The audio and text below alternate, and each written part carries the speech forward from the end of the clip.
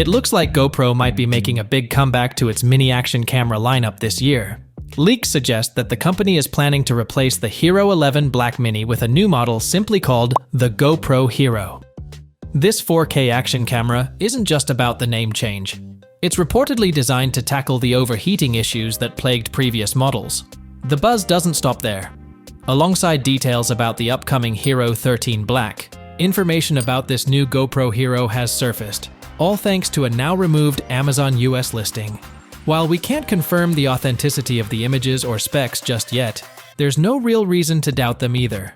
In fact, there have been rumblings that GoPro was gearing up for a second-generation Max camera, something they hinted at last September. But now, it seems that a Max 2.0 might drop alongside two other GoPro action cameras, not just the Hero 13 Black. From what Tech Stories India has shown, this new device appears to be the successor to the Hero 11 Black Mini, which currently goes for about $249 on Amazon. Dubbed the smallest 4K capable GoPro ever, the GoPro Hero is expected to come with hyper-smooth stabilization, slow-motion video recording, and 5 ATM water resistance. And of course, it still features GoPro's signature dual mounting fingers for compatibility with existing accessories.